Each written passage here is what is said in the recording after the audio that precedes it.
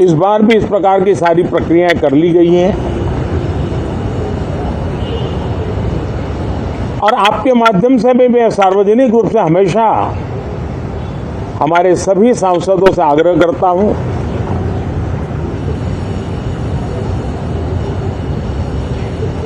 लोकतंत्र का ये मंदिर जन आकांक्षाओं के लिए विकसित भारत की नींव को अधिक मजबूत बनाने के लिए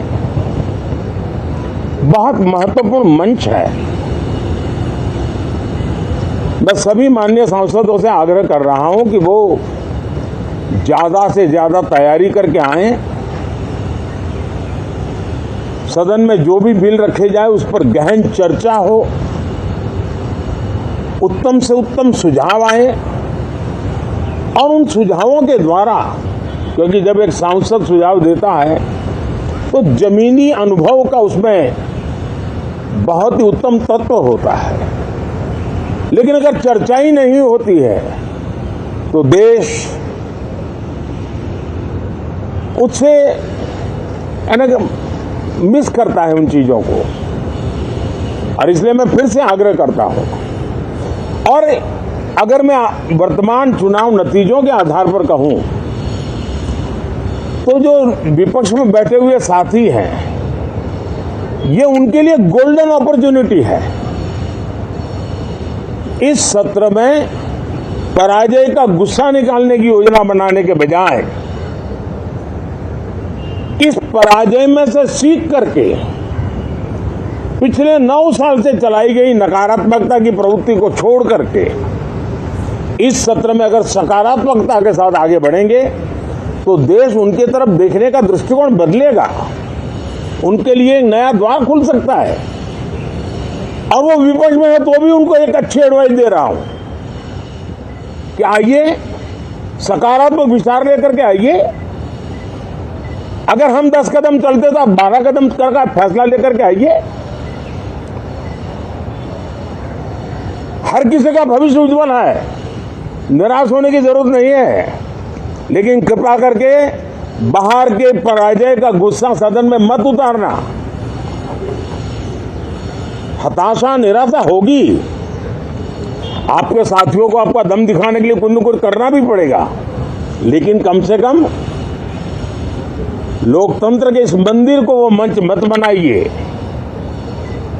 और अभी भी मैं कहता हूं, मैं मेरे लंबे अनुभव के आधार पर कहता हूं कि थोड़ा सा अपना रुख बदलिए, विरोध के लिए विरोध का तरीका छोड़िए, देश हित में सकारात्मक चीजों का साथ दीजिए, अच्छी उसमें जो कमियां हो उसकी डिबेट कीजिए।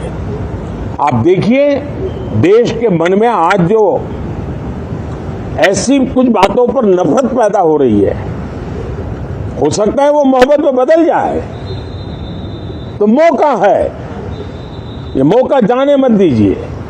और इसलिए हर बार मैं करबद्ध प्रार्थना करता रहा हूं कि सदन में सहयोग दीजिए।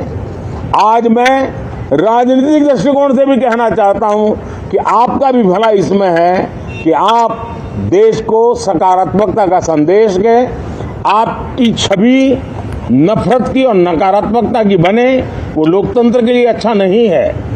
लोकतंत्र में विपक्ष भी इतना ही महत्वपूर्ण है, उतना ही मूल्यवान है और उतना ही सामर्थ्यवान भी होना चाहिए। और लोकतंत्र की भलाई के लिए मैं फिर से एक बार अपनी भावना को प्रकट करता हूं। 2047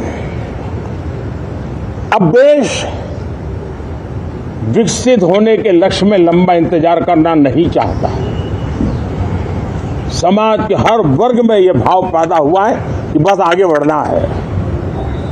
इस भावना को हमारे सभी माननीय सांसद आदर करते हुए सदन को उस मजबूती से आगे बढ़ाएं, यही मेरी उनसे प्रार्थना है। आप सबको भी साथियों मेरी बहुत बहुत शुभकामनाएं हैं। बहुत बहुत धन्यवाद।